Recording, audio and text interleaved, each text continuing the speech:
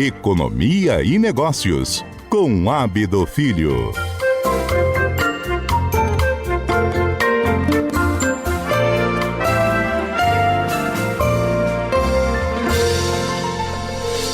Ei, Ábido, bom dia.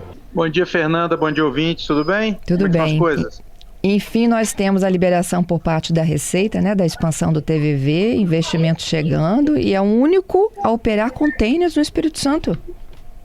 É isso aí, Fernanda. É um investimento importante, muito importante para o Espírito Santo, né, para a economia do Espírito Santo, que é um estado muito aberto para o comércio internacional, né? Bom, como você já disse, o terminal portuário de Vila Velha é o único a operar containers no Espírito Santo. Então, se o único, precisa ter uma condição adequada para operar, porque senão a gente fica fora do jogo. Bom, até 10 dias atrás, 10 dias atrás, a área disponível, né, a área de operação do terminal portuário de Vila Velha era de 103 mil metros quadrados. Agora, com essa área nova, né, que recebeu um investimento de 35 milhões e foi liberada agora há pouco pela alfândega, pela Receita Federal, são mais 65 mil metros quadrados, tá? Então, Fernando, só para você ter noção aí, a capacidade vai subir em 40%, vai ser possível operar quase 500 mil de containers por ano. Então você tem um ganho importante, você ganha um fôlego, né? Por que eu falo que você ganha um fôlego? Porque o TVV vinha operando 91% da capacidade na média e chegou, Fernanda, a bater em 121% da capacidade, ou seja, 21% acima do limite, sendo que o normal, o adequado é operar ali numa capacidade de 85%, porque você tem que fazer o movimento, né? Se você está operando a 100%, você tem dificuldade de fazer movimento de carga, né? Está falando de um terminal de containers. Então, assim, o adequado é operar 85% da capacidade. Chegou a operar 121%. Então a gente estava muito acima da capacidade do TVV. Então, assim, esse investimento que foi feito, essa ampliação, tem o objetivo de dar fôlego para o terminal portuário de Vila Velha, tá bom? E conseguir, Fernanda, além de não perder carga, né? Porque você imagina, você tem um terminal que está operando a 120%, o dono da carga ele fala, poxa, eu estou perdendo eficiência aqui. Né? Se você perde eficiência, você perde competitividade. Se você perde eficiência e competitividade, você está perdendo dinheiro.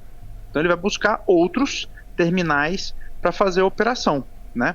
E, bom, aí o objetivo agora do terminal portuário de Vila Velha é não perder carga e, Fernanda, se possível, atrair alguma carga de fora, principalmente de Santos e Rio de Janeiro, que são os primeiros portos que ganham com a nossa ineficiência aqui no Espírito Santo. E outra coisa que é importante é o seguinte, a gente está entrando agora na colheita do café. E a expectativa do Centro Comércio Café de Vitória é que em 2026 a gente tenha 1 milhão de sacas a mais exportadas, tá? Só por Vitória. Então, assim, você vai ter um pico, que começa agora em maio, junho, vai até setembro, outubro, tem um pico na exportação de café. Isso é histórico, tá? Tudo leva a crer que a gente vai ter um ano muito forte na exportação de café. Então é importante que o porto aqui esteja numa situação boa para que consiga dar conta desse pico, né? Porque a gente fala assim, no final do ano a gente movimentou X mil containers. Ok, só que você tem um pico num determinado momento, então Sim. O porto tem que dar conta daquele pico.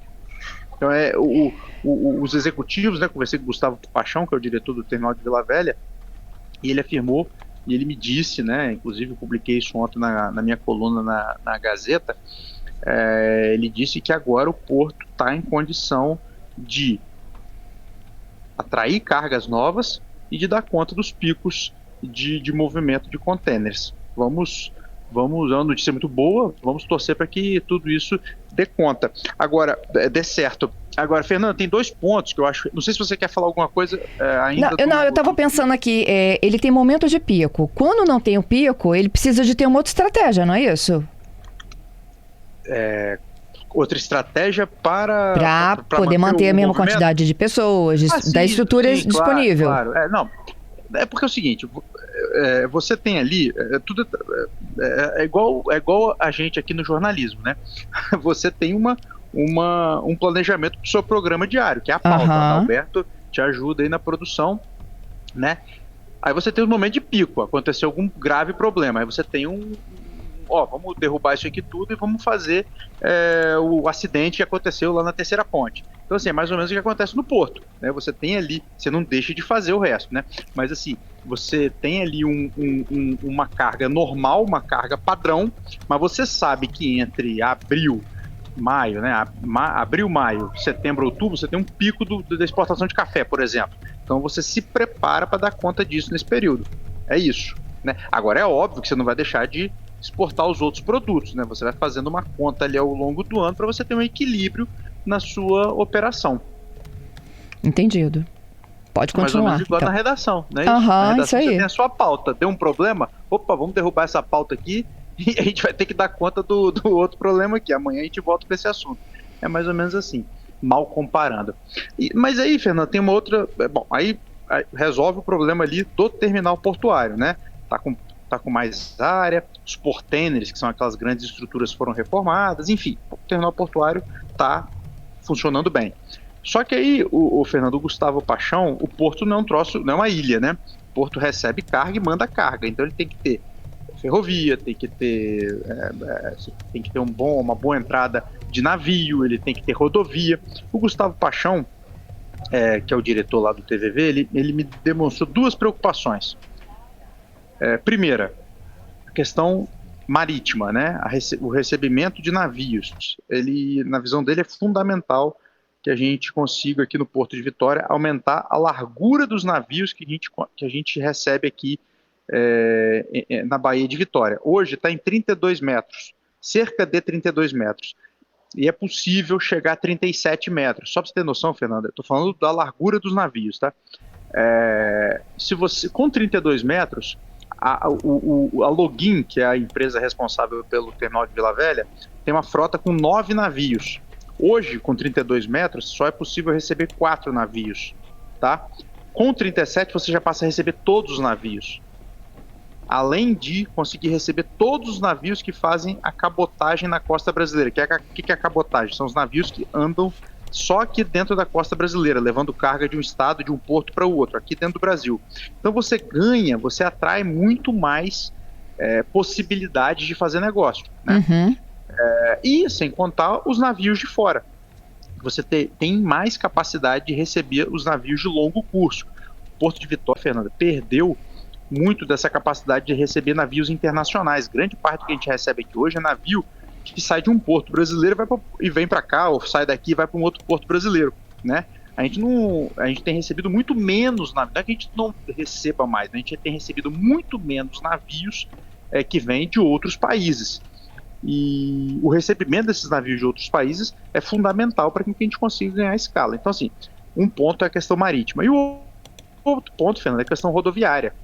A estrada ali de Capoaba, né, continua numa situação que faz a ligação do porto com a Lindenberg, com a Darli Santos, com aquele trevo ali, continua numa situação muito ruim. Você tem duplicação até um certo ponto e você chega na ponte ali sobre o Rio Aribiri e a ponte, assim, além de ser mão em contramão, que já é péssimo em se tratando de uma ligação com um complexo portuário, é uma ponte que já está em estado de calamidade, né?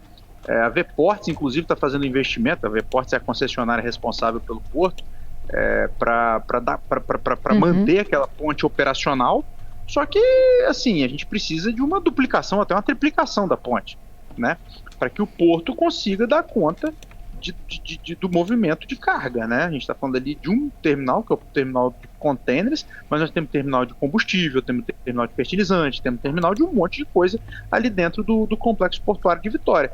Então, assim, não tem condição mais desse complexo portuário estar ligado às demais rodovias, né? Porque ele liga ali na Lindenberg, na Darli Santos, mas dali vai para a BR-101, BR-262 e por aí afora. Isso, né? aí. Não tem mais condição do porto estar com uma ponte mão em contramão. Então, assim, é uma preocupação muito grande da Login para que esse troço melhore. Desentrave, né? O Hamilton está dizendo que a 447 vai ajudar. Tomara. A 447 está sendo feita uma obra, inclusive com a ligação lá na antiga Braspérola, né? Tem aquele viaduto. Mas, por hora, Milton, não tem muito cenário de mudança ali na estrada de Capoaba, tá? Na ponte sobre o Rio Aribiri, especificamente. O que ele está dizendo e que vai melhorar de fato é naquele trecho final da leste-oeste que vai ligar lá na antiga Pras Pérola. Isso. De fato, isso vai melhorar. Mas a gente está falando da estrada de Capoaba, que continua em petição de miséria. Obrigada, viu, Abdo? Falou, querida. Um beijo para você e para os ouvintes. Para você também.